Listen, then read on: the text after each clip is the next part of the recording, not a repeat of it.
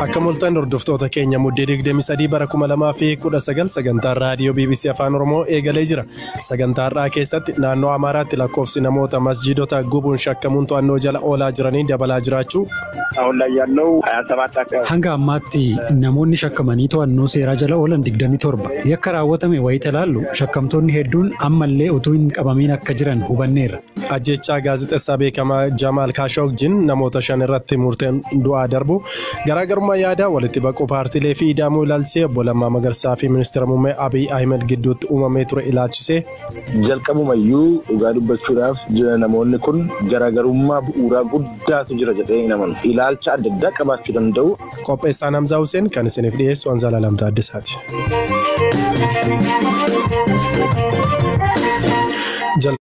Qabarratti jimaata darbe naannoo Amaaraa godina Goojjam Bahaa magaalaa Mooxaa keessatti namootni gareedhaan gurmaa'an abidda bataskaana Qidduus Goorgis keessatti ka'ee ture erga dhaamsanii booda masjiidotaa fi suuqiiwwan naannoo masjiidotaatti argaman gubuun poolisiin naannoo Amaaraa ibseera.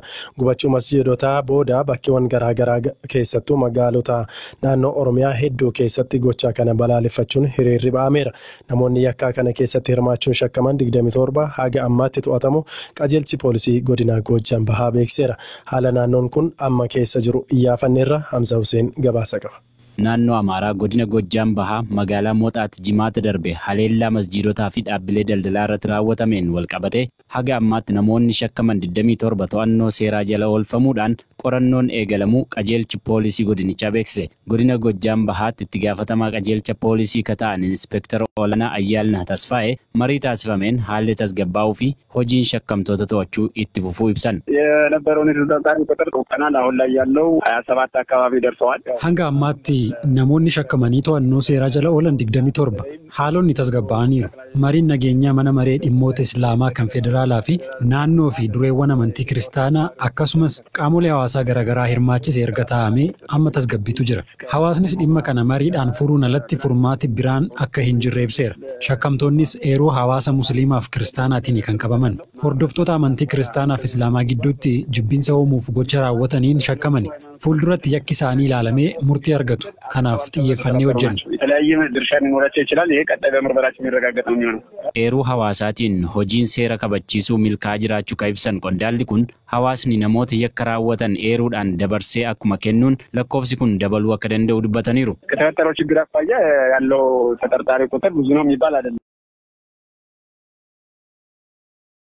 Qabamiin akka jiran hubanneerra. Ammas namoota yakka keessatti hirmaatan eeruudhaan seeratti dhiyeessuun kan hawaasaati. Nutis eeroo hawaasaa kabajnee waan nurraa eegamu hunda ni raawwanna. Wayita masjiidni gubatu namoota achi sirbaa turan wayita laallu nama hedduu seera jala oolchuu akka qabnu hubanna.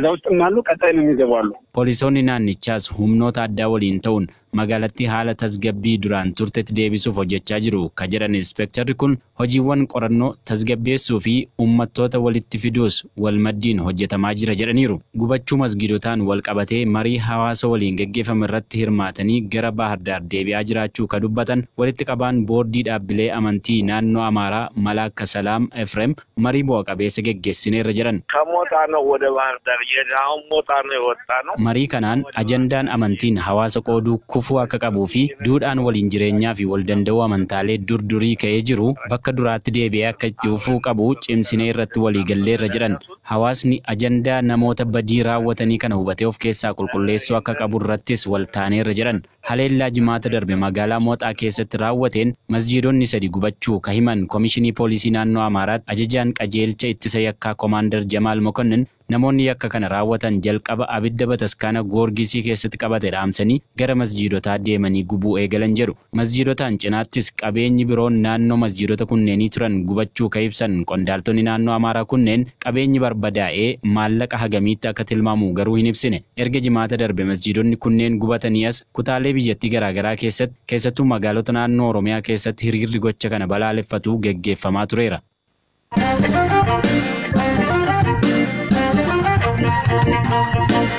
Manni murtii Riyaad gaazexeessaa beekamaa Jamaal Kaashoogii ajjeesaniiru jechuun namoota 5tti murtoo du'aa yoo dabarsu 3 hidhaan adabeera. Ajjechaan Kaashoogii mootummaa Saawudii irratti qeeqa guddaa kaasaa ture. Baqqalaa Toomaa dabalata qaba.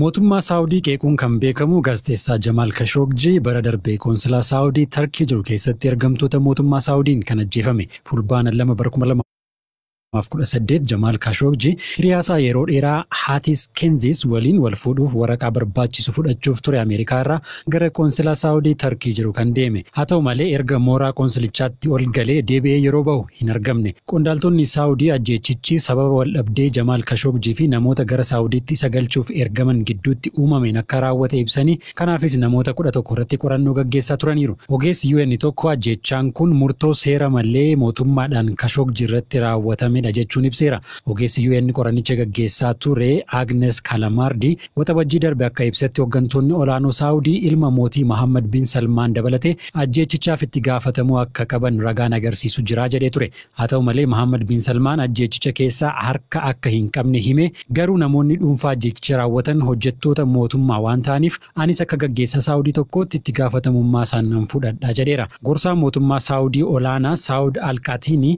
aangoorraa kaafamuun qoratamaa turus ragaa gahaan waan irratti hin argamneef himanni akka irratti hin banamne abukaatoon uummataa himaniiru. Itti aanaan duraanii tika mootummaa Saawudii ajjeechichaan shakkamee to'annaa jala ture Biraan Ahmed Asiris bifuma wal fakkaatuun bilisaan gadhiifameera. Itti aanaan abukaatoo uummataa Saawudii Shaalaan ajjeechichi dursaa garee namoota hoogganaatti ajajamuu himee ture. Gareen ergame kun erga diddaan Khashoggi fi isaan gidduutti uumameen booda summii hadoochu humnaan olii isa waraanuun lubbuun isaa akka darbe qorattoon adda baasuu himan abukaatichi. Sana booda reeffisaa kukkutamuun akka dhabamsiifamuuf deeggartoota ajjeechichaa Istaanbulitti qophaa'aniif kennamuutu himame. Abukaatoon Saawudii akka jedhanitti waliigalteedhaan yookiin humnaan gara Saawudiitti isa galchuuf malee ajjeechaan isaa dursee kan itti yaadame hin turre jedhani. Ajjeechaa kanaan namoonni 31 qoratamaa turuun 21 to'annoo jala turan. Isaan keessaa 11 mana murtii Riyaaditti dhiyaachuun 5 irratti murteen du'aa yoo darbu namoota 3 irratti hidhaa waliigalaa hanga waggaa 24 murtaa'uun kan hafan 3 ammoo balleessaa hin qaban jedhamuun gadhiifamaniiru. Human Rights Watch dhaddachichi karra cufaatti gaggeeffamuu himuun kun ulaagaa idil addunyaa kan hin guunnee fi mootummaan Saawudii ta'ee jedhee haqa jallisuuf kan itti fayyadamedha jedheera.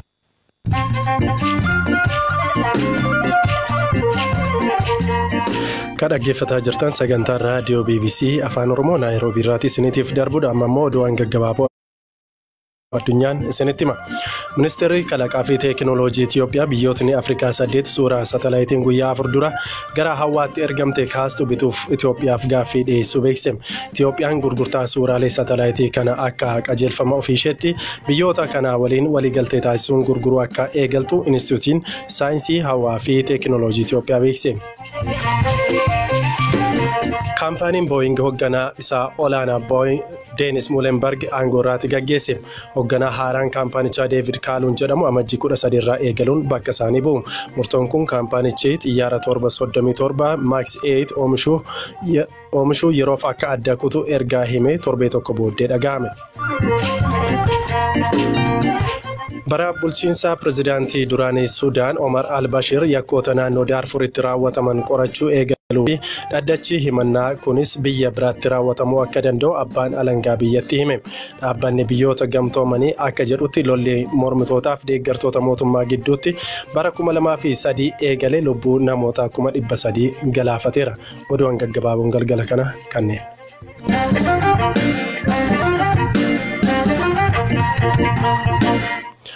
Taphattoota garee kubbaa miilaa biyyaalessaa Eertiraa tapha Seekaafaa irratti hirmaachuuf gara Yuugaandaa imalan keessaa 7 miliqan. Dubbii himaan Seekaafaa Deenis Muulinduu taphattootni kunneen erga tapha raawwatanii gara biyyaatti deebi'uuf buufata xiyyaaraa idil addunyaa Inteebee ga'anii miliqan jedhama. 7 of them are reported missing. Torban isaaniitu miliqan.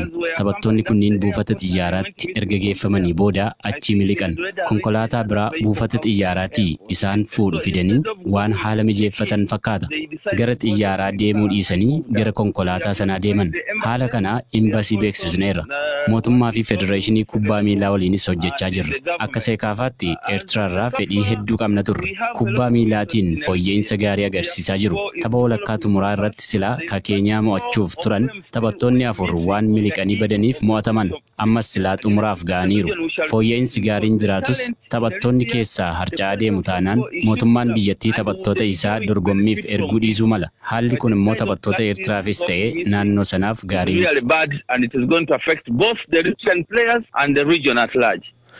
Ka xumuraarra geenye jirra. Obbo Lammaa Magarsaa torbee 3 dura gaaffiif deebii VOA waliin taasisaniin falaasama ida'amuu fi walitti baquu paartilee akka hin fudhanne himanii turan. Guyyaa har'aa Obbo Lammaan garaagarummaa yaadaa falaasama ida'amuu fi walitti baquu paartilee irratti ministeera muummee Abiy Ahmed waliin qaban dhiphisuun maalirratti akka walii galanii fi akkamiin akka walii galan garuu wanti ibsamee hin jiru. Gama biraan ogeessi seeraa Dr. Heenok Gabbisaa walii galuun isaanii uummataaf ibsamuu qabaa jedhan. Jalqaba mormiin gaafa kee Obbo Lammaa Magarsaa miidiyaatti as ba'ee akkatti waliin galle yookaan achi keessa taa'ee akka sirreessuuf yaalu yookaan immoo gadi ba'ee uummata Oromoo waliin akka mari'achuuf yaalu dubbatee ture. Ammas immoo tarii maalirratti akka walii galame garamitti yookaan immoo adeemsi isaanii maal akka fakkaatu marii sana uummataaf akka ta'utti tuu gadi ba'ee dubbatee uummanni Obbo Lammaa Magarsaa irraa expectation guddaa waan qabuuf mormiin isaa maal akka ture maaliif akka mormi madda marii sana yookaan walitti baqiinsi kun akkamiin akka Oromoo fakkeenyaaf dambii ittiin bulmaataa keessaa caqasee rakkoo jiru amma immoo kanarratti walii galle gaaffii Oromoo akkasiin deebisuu danda'a kanaaf walii galle jedhee uummataaf ibsuun barbaachisaadha gama kanaan dirqama iftoomina guddaatu irraa eegamaa jechuudha yoo walii hin galles immoo necessarily walii galuun immoo dirqama Oromoo waan gaarii hin jedhu walii hagan taanitti jarri kun coexist gochuu hin danda'u. Wani garuu akka baddutti mutually exclusive natti fakkaate yookaan immoo waliin isaan jiraachisuu kan hin dandeenye garaagarummaa akkasiitu dhalate jedhee hin yaadu. Hayyee gama biraatiin Obbo Lammaa Magarsaatu gara yaada meetii araaraman immoo yookaan Dr. Abiyyitu yaada wal dhabdee isaanii kan ture gaaffii Obbo Lammaan qaban gaaffii ture akkamitti hubatta kana? Dimookiraasii keessatti necessarily hundumtuu yaada wal fakkaataa qabaachuun irra hin jiraatu garuu immoo mul'ata wal fakkaataa qabaachuun gahaadha. So Dr. Abiyyitu gara Lammaatti dhufamoo Lammaatu gara Dr. Abiyyitti deeme jechuun kun naareetiivii sirrii natti hin fakkaatu. Maaliif jalqabumayyuu dhugaa dubbachuudhaaf jira namoonni kun garaagarummaa bu'uuraa guddaatu jira jedhee hin amanu. Ilaalcha adda addaa qabaachuu danda'u madda mariis yoo ta'e Obbo Lammaan mormes mormuu baatus gaaffii uummata Oromoon deebisu yoo ta'e dabaawwan kun uummata gidduutti confusion uuma qabsoo mooraa qabsoo Oromoo harcaasaa sodaa jedhurraa kan ka'e malee jarri kun ideologically adda ba'anii tasuma waliin dhaabbatanii waliin hojjechuu hin danda'anii amantaa fi hubannoo jedhu hin qabuun ture ammas immoo ideological difference wayii jiraatee natti hin fakkaatu. Obbo Lammaan bakka amma jiraniitiinis ta'e haala amma jiraniitiin maaliif dubbii ijoo ta'u jettee yaadda? Akka nama dhuunfaatti tokkoffaa namni kun nama biyya sanaaf oolmaa guddaa ooledha. Biyya sana harca'urraa kufaatiirraa saalfii siyaasaa adda addaarraa nama oolchedha. Yeroo mootummaan abbaa irree yeroo darbe waggaa lamaan darbe keessatti biyya sana gaafa sadarkaa dhumaarra gaafa keessi tokko biisu jechuudha. So uummata kanaa kan tasgabbeesse uummata Oromootti abdii kan hore akkasumas immoo sabaaf sablammii adda birootti darbee gaaffiin uummata Oromoo maal akka ta'e haala sodaa hin uumneen haala gaaraantii ta'uu danda'uun uummataaf nama explain godhe Obbo Lammaan. Tokko lammaffaan immoo muummicha ministeeraa Dr. Abiy Ahmediinis aangootti kan fide ofiisaatii muummicha ministeeraa ta'uuf otoo jiruu ta'uu danda'u muummicha ministeeraa ammaatiif karaa kan bane Obbo Lammaadha. So namni kun nama ofiisaa caalaa jiraatedha. Kanaaf wanti Obbo Lammaan godhu wanti Obbo Lammaan dubbatu national implication qabaataa jechuudha. Gara biraan immoo mootummaa yookaan immoo paartii OPDO jedhamu kan uummata Oromoo jeesaa saansisaa ba'e kana uummanni Oromoo kan abdii irratti kutate paartiin kun akka dhiifama gaafatee gooftaan keenya uummata Oromooti kan jedhu jechisiisuudhaan uummatatti abdii xinnoo horuu danda'e jechuudha Obbo Lammaa Magarsaa. Kabajamtoota dhaggeeffattoota keenya jaarsolii maricha irratti hirmaatanii fi Obbo Lammaa Magarsaa har'a argachuutiif yaalii goonee ture garuu milkaa'uu hin dandeenye sagantaa galgala kanaatiif qopheessine asuma irratti xumureeti kan jirru qopheessaan sagantichaa Hamzaa Hussein ture kan isiniif dhiyeesse immoo Zalaalam Taaddasaati odeeffannoo dabalata BBC marsariitii keenya BBC Afaan Oromoo.com fi akkasumas Facebook keenya irratti argachuu ni dandeessu boru walitti deebina nagaan bula. you.